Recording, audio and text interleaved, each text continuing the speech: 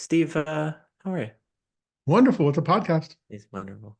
I'm great. You're here. I'm here. Uh, you're stuck with us this week. If you're listening to this podcast, it's these two. No guests this It's like week. you hit the lottery without buying a ticket. Yeah, yeah, definitely that. It would be nice to hit that 80 whatever 800 million or whatever it Do you is buy this week. I tickets? said no. I've never. I haven't bought a ticket since the one that hit the billion. Well, then For you're not going to win.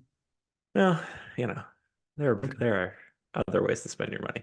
Um, Anyways, hi. This is the Stuff Summer Says podcast Steve. with Steve. Steve, like I said, it's just us. You're stuck with us this week, which there are worse people to be stuck with. I think, at least that there are worse people compared to Steve to be stuck with for sure. We're gonna talk about Penn State men's basketball. We're gonna talk about the Lady Lions basketball. Steve texted me a 20-page text about ranting about something. So we're gonna talk about that. We should probably also add in some wrestling talk too. This week's old guy, young guy is. I'm hoping that it's resolved by the time this podcast is over. Is Uh-oh. what I will So say. we could both be really old by the time it's over, you're saying. No, no. Oh, it's I don't happening know. now. It we'll get to it. We'll get to it. Okay. Okay. All right. All right. Let's start with the news of the day, which I feel like is the Lady Lions, and them missing the tournament. So let's start there, and we'll go through the other basketball stuff and just talk about basketball in general. A lot of basketball today. All right, so Penn State women's basketball did not make the tournament. Um, Not surprising, in a lot of ways, particularly if you paid attention to this team. Um, but I was thinking about it a little bit and looking at the numbers, looking at who got in, particularly Maryland getting in over Penn State primarily, I think was be the most direct way to say it. Um, I think two things can be true. I think Penn State got hosed, and I also think Penn State didn't do enough to get in to solidify their chance of getting in the tournament. Um, and you look at that 5 game stretch of losses or 6 game stretch of losses there. 4 of them were against tournament teams and 2 of them weren't. And I think if they win either of those two, they're certainly much better in the conversation. You look at if they go and beat USC, they're in overtime earlier. USC's, I believe, a 2 or 3 seed. Um, that's another opportunity that they kind of missed. There was an Ohio State loss in overtime that they missed on. So that's why I say you could make the case that Penn State did get screwed out of the tournament.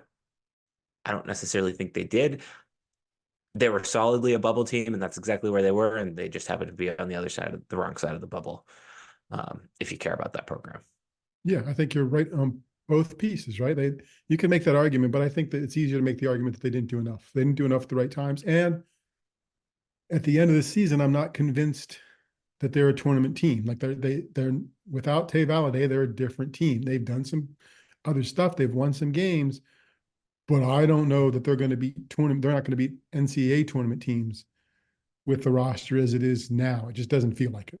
They might play exciting games. They may win an exciting game or two, maybe if they'd have gotten there. And yeah, Maryland getting in didn't take Penn State's spot. They took that other Big Ten spot that Penn State maybe could have had.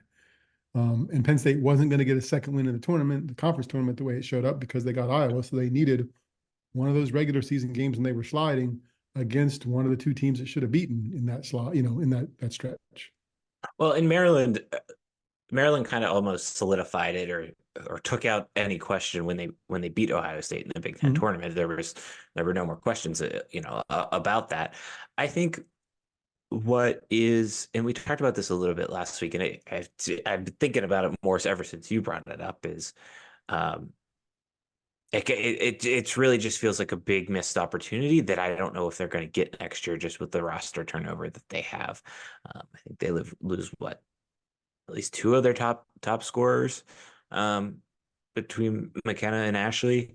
Um, and I think I don't know. It's it will now be 11 years between if they make the tournament next year, it'll be 11 years between the time they last made the tournament And that's a damn shame because this was the basketball program in the state of maybe not in the state of Pennsylvania, but at least women's wise, like everybody was tuned in and plugged into Lady Lions basketball.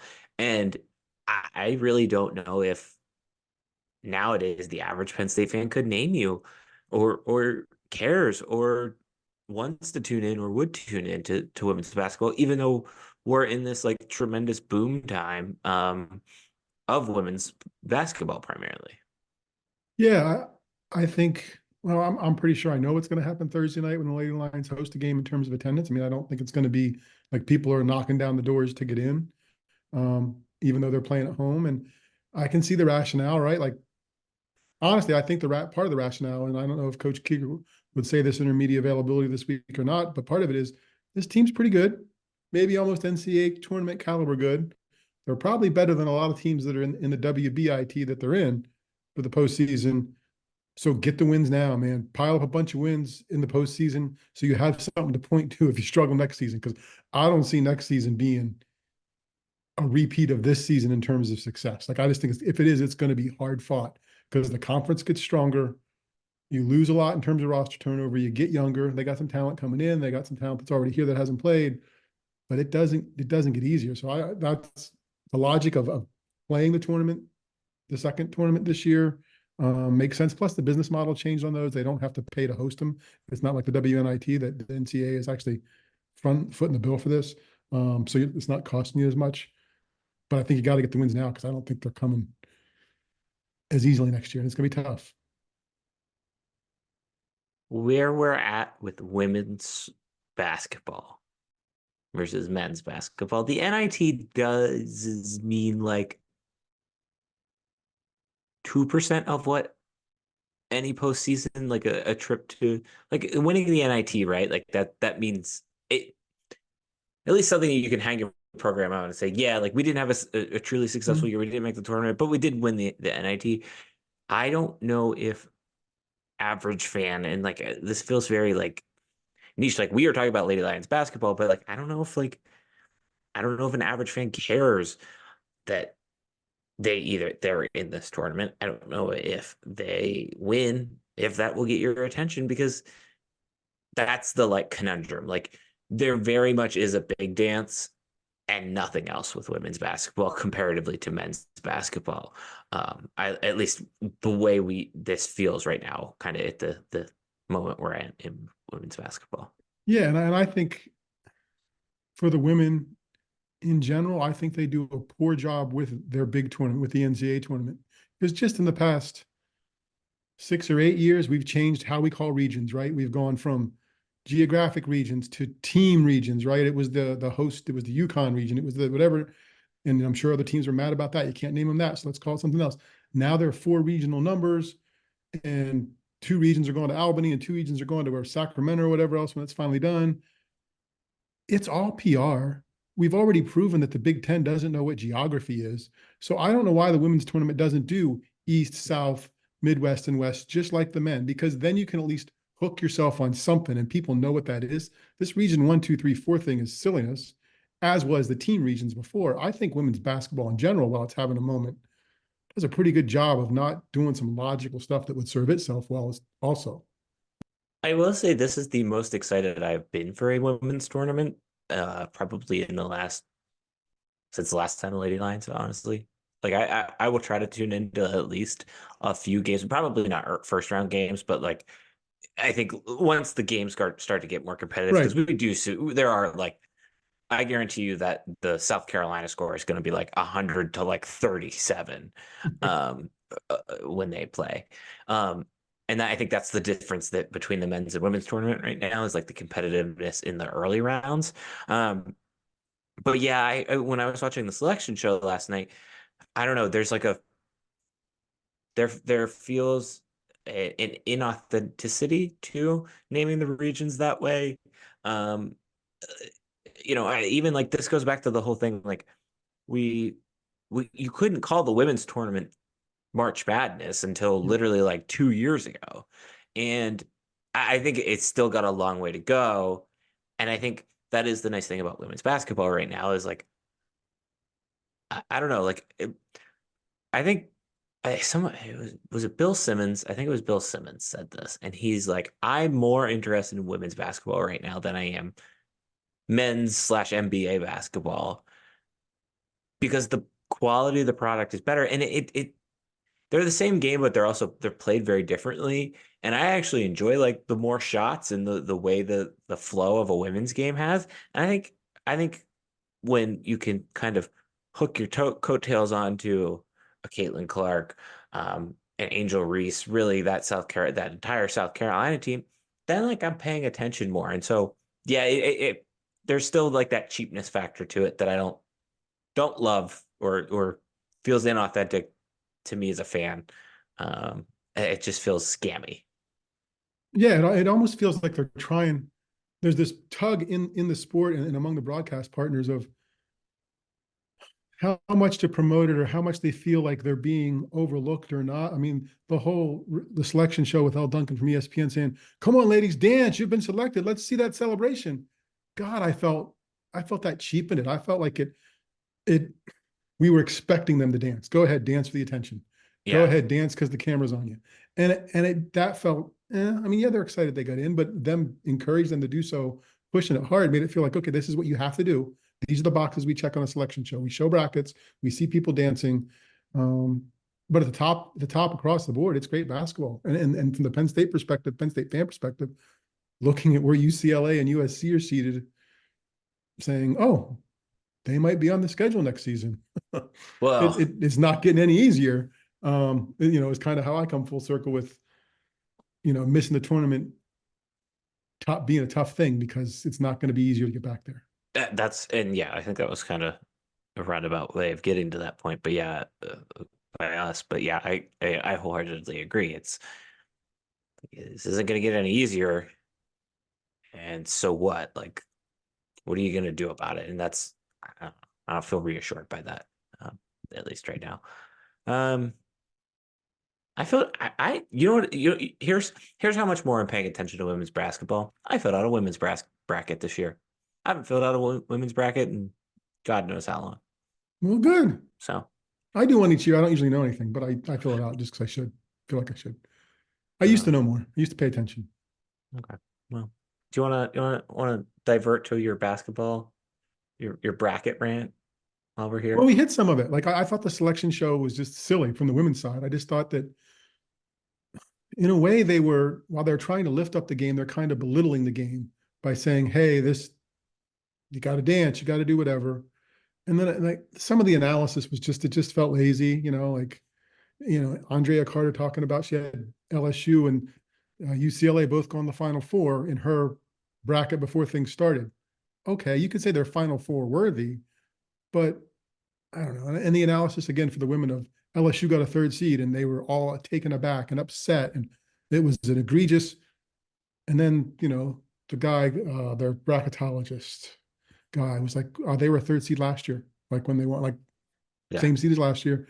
So they just, I thought it was inconsistent on both then and the men's show. The men, when talking about it was Michigan State, they got in and they just barely got in, but they've been playing well late in the season. Only 19 wins, but they've been playing well. Now they lost those games, but they've been playing well.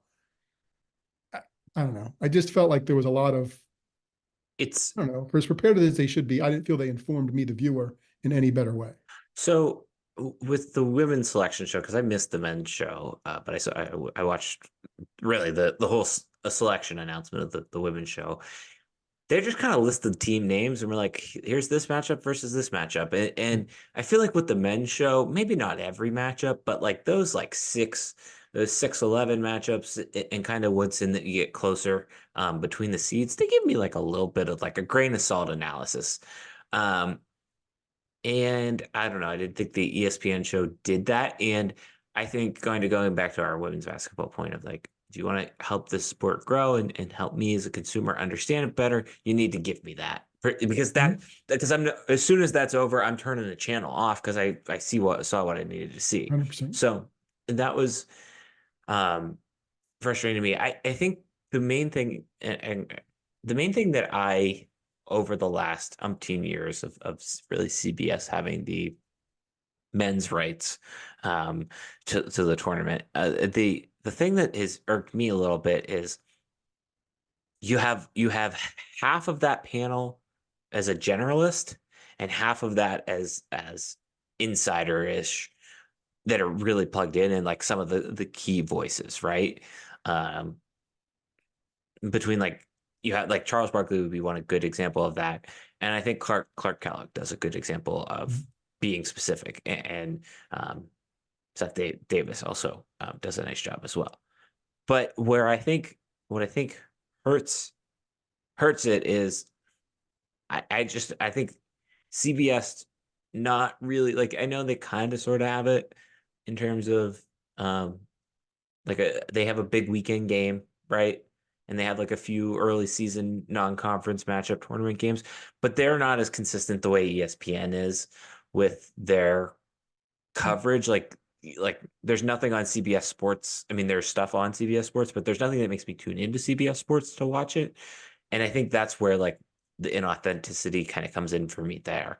And I think that's kind of my biggest grumble. And you've got a lot of parachuting in and out that I don't know. It I feels think go ahead.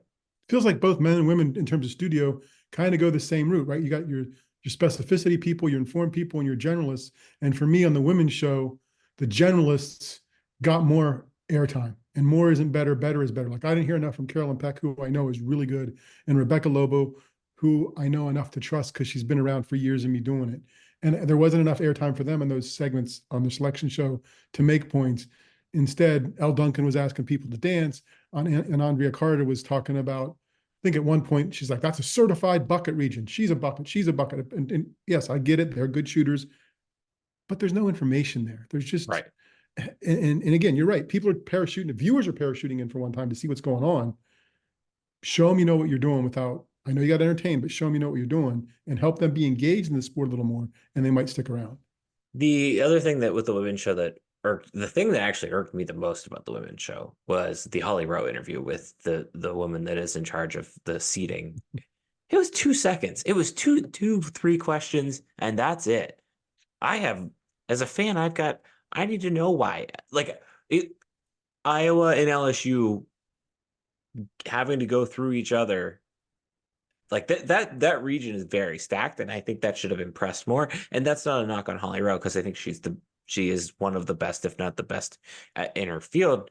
It felt like that was a case of the company that wasn't ESPN putting the restraints on ESPN in terms of the lines of questionings that Hmm. probably could be asked. The time that was Um, there. Yep, I agree. so um, But it's over and we get basketball, so that's a yeah. good thing. I mean, the men's Well, games will be great from the outset, and the women's games will be that first round, like you said, is going to be tough yeah, generally. So, yeah. are you excited about Duquesne? That was actually No, Duquesne might have been the first game I watched start to finish no, in the regular season, except for a Penn State game when I stumbled on that Sunday afternoon. no. No, I didn't. felt good for the guy. No. Although I would have been happy if he still like the pettiness in me would have been okay if VCU would have won in Penn State. Like there's a part of There me that it would have been is. happy with either way. He's still petty about that. He's I still know, petty but good about for that. Duquesne. It's been what 1977, so good for him. And the Um, guy's gonna retire in yeah, I Major saw League. that. I saw that. Yeah, Yeah. that's well, we didn't talk about, did you see the Long Beach State thing? Did you Yes. see Oh that? yeah. Which that's awkward. And I could they've not. got 20 wins, right? They have like 20 and 12 or something. That's really weird. Like I think somebody's got to reconsider that decision.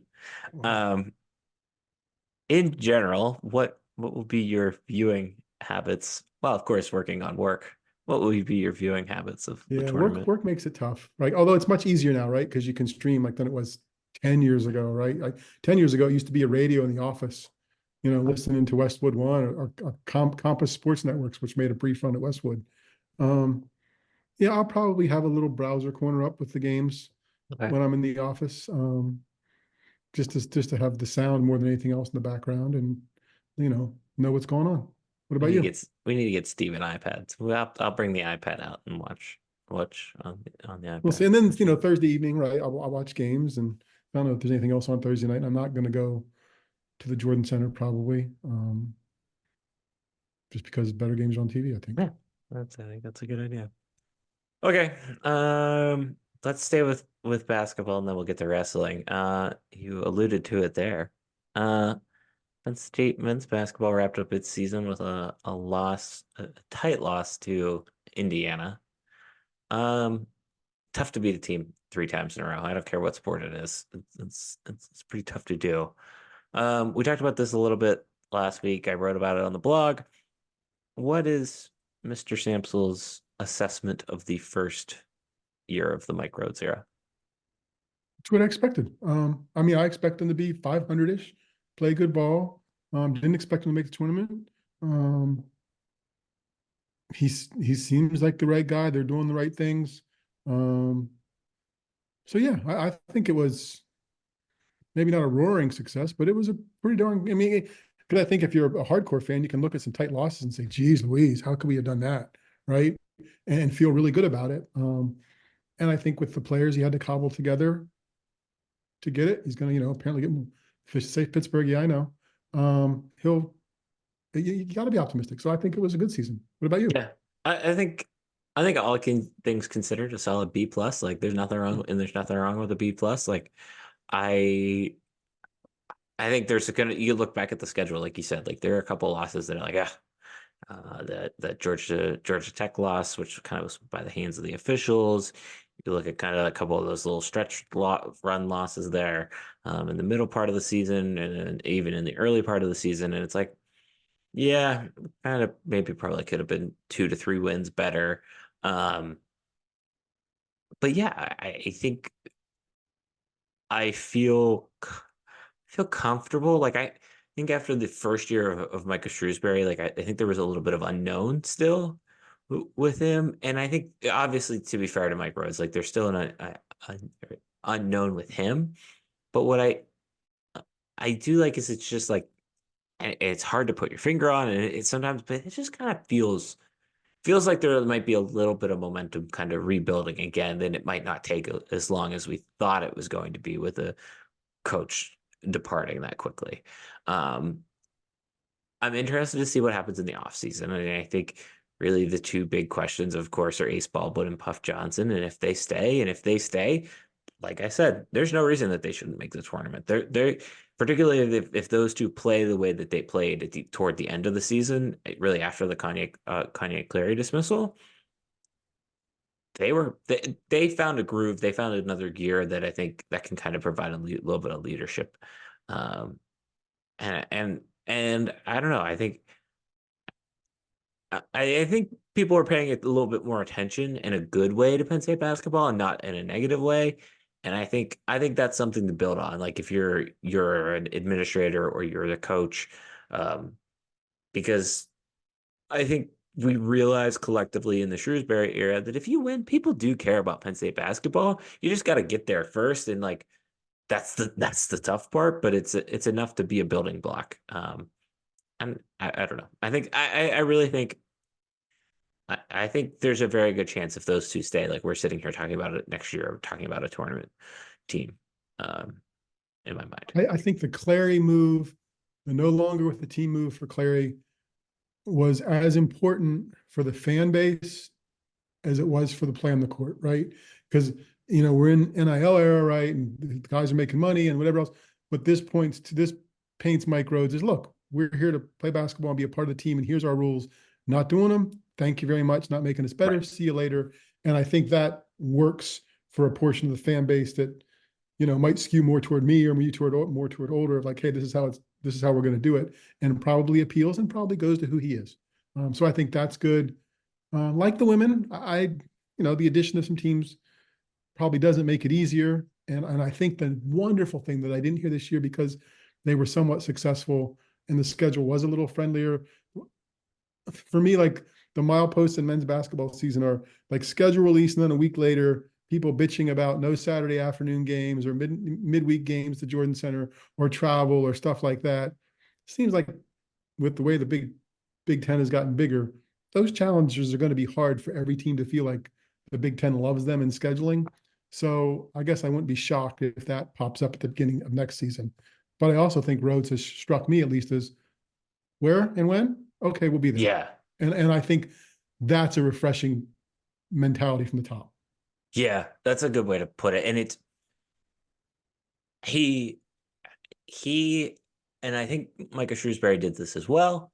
And I don't think the previous coach before them did this, but or he they're kind of like, okay, like we're here. This is great. Like we know we know we will get more people to come to the games if we win. So let's worry about winning as opposed to selling, I think Right. is the best way to put it. And I that's what I feel, and that's why I kind of just feel comforted by what can or could happen next. Um, I don't think like, and this is way too early, but like, because like I said, there's a lot. I don't think next year's a failure if they don't make the tournament, but I just want to see growth next year. I think going from year one to year two, and as long as I can see that as a fan, I'm happy. So yeah, feel good. Okay. Very good. Uh, let's wrap up with some wrestling. Well, we'll get the old guy and guy too, but let's wrap up there some wrestling. Um, the elephant in the room, I guess, is the fact that probably I don't know what he was ranked, but I think he was like one of the best wrestlers in the country, pound for pound.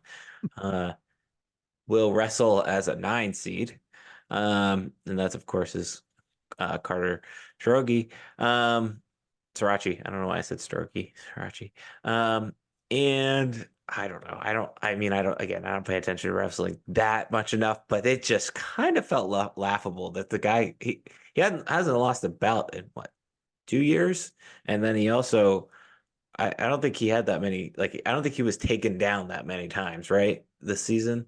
I think Aaron Brooks maybe was like the only wrestler with fewer being taken downs. I don't know what the Well, I proper think term is from there. what part of it is they came up with a format, right? Like if you're not a conference champ and you haven't wrestled X number of bouts, you can't be more than you're going to be outside the top 8, right? And that's where he fell because he had the schedule limited a little bit and he wasn't the conference champ on the mat. So I guess 9 was as high as he could be in terms of the new format. Does it feel right? No, probably not. But at the same time, line him up and tell me when to wrestle him. Right. Like I haven't Yeah. heard him bitch about it. I don't know that Kale has said anything. You hear media, you hear fans. And I guess that's what's interesting for both the media, well, less so the media than the fans, because the media's job is just to kind of tell you what's happening and call it down the middle. If you're a fan, you think your guy's the best, okay. Line him up and let me see me wrestle him. You disrespected me? Oh, okay. Here, go out and, you know, and I don't feel bad for the sport in terms of who he's going to get in the quarterfinals or semifinals or whatever else. That's just how it felt. Like I don't know what you're going to do about it. And if he was really good and if he's really good on his game, it may not matter who he gets when he gets him. So it doesn't matter if he sees him in the semis or finals. So He's gonna have to go through him at some point. Yeah. right, I exactly. I think that's a fair way to look at it. It's just as an outsider looking at it, knowing what I know about him, and then seeing that he's a 9 seed is just weird. It's He's weird. got a TV commercial that I must have missed or just started in Oh, really? rotation. Missed that. Car dealer, Blaze Alexander up here, hi, this is Carter Strachey, blah, and that's it. And then they go into voiceover for all the other stuff. So it's not as engaged as Julian Fleming beating up a car or rolling over the car. But clearly somebody had him ready to go when postseason came. Um, 4 other 1 seeds. You've got Braden Davis, Levi Haynes, Aaron Brooks, and then Greg Kerfleet.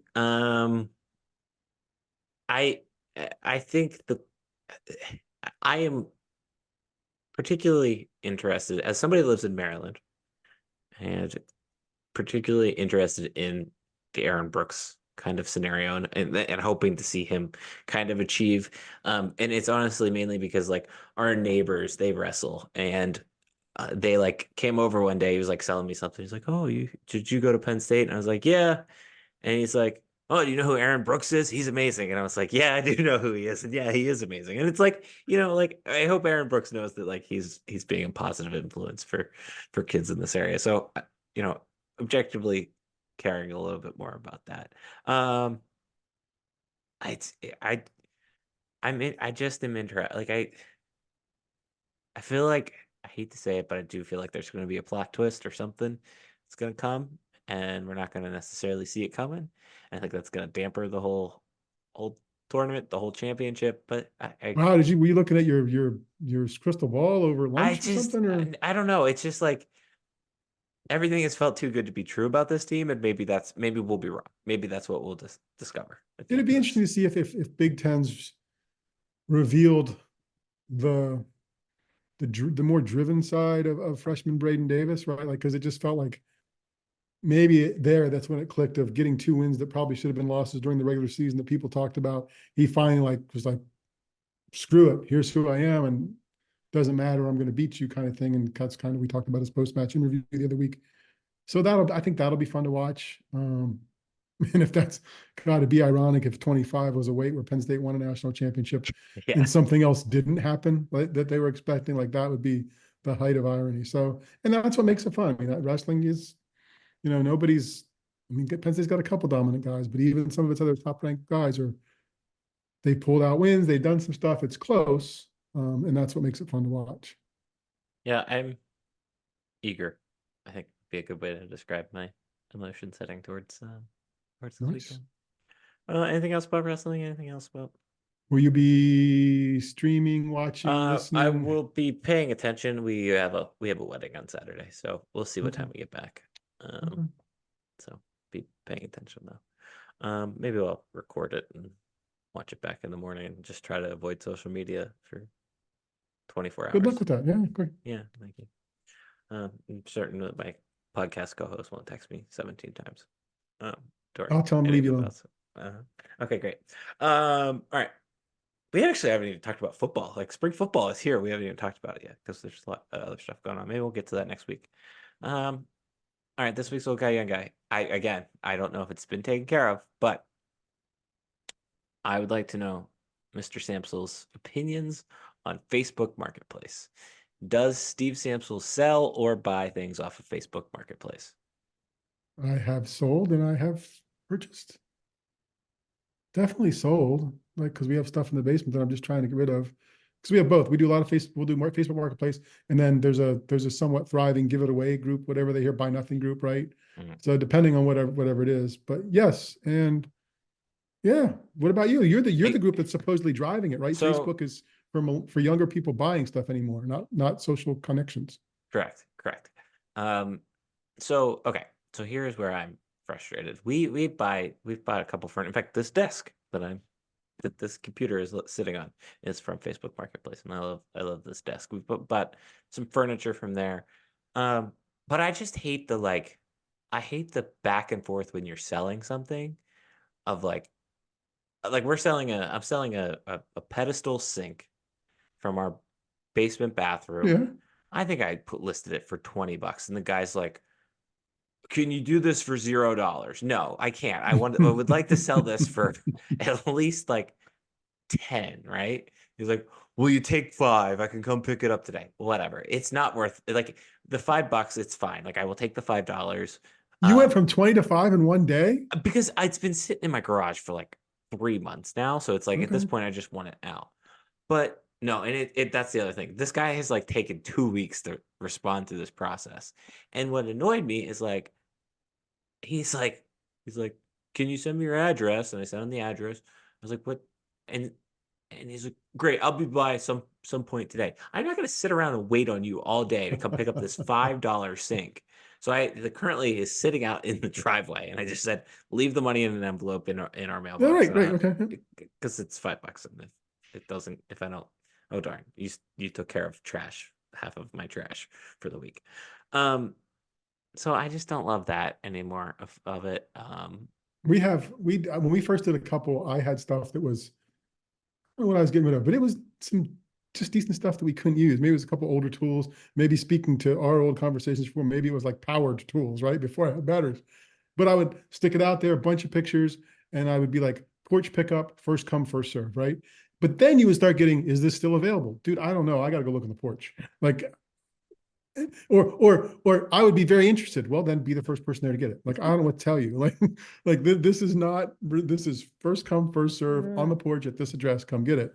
And then you would get people like who want to do that. Like, well, can you hold it? Can you, I'm like, no, first person to come get it, gets it, Yeah, you know, or unless you have a sob, like you have a sob story. Oh, I can't make it. It's great. It'd be great for my cow. Okay, I'll pull it back in the garage and have it for you later in the day or something. But yeah, yeah, there's a lot of negotiation that I don't want to deal with because people are just trying to get rid of stuff. And generally it's somewhat usable stuff for whoever else wants it. So don't make it a yeah, process, just complete the process. yeah. My miter saw is from Facebook marketplace. I Eh, bought it off of like a guy in West Virginia named Rusty, and he was a great fellow. I had to drive I got a 45 toolbox. minutes. I got a toolbox from there. That's right. That's where I got my Craftsman toolbox.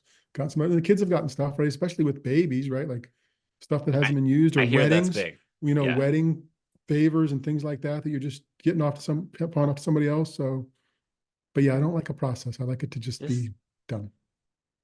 But uh, that goes to my impatience. I'm surprised you're impatient. it's not even that. It's like you're buying a sink off of Facebook Marketplace and you're haggling me for Well, and especially the 20 pedestal bucks. sink's worth. Gosh, when we did the house 15 years ago, they were $100 for a set, right? Right. So Yeah, so like a 20 brand new bucks is one. nothing, right? Like so, stop it. This one is not new. It's probably been in the house since the 90s because it is almond colored, but like, yeah, it's so. Anyways, okay. I just want to get Steve's take There on you go. Facebook You Marketplace. finally, you a lot of these old guy things, you're leaning a little old. I know. I need to.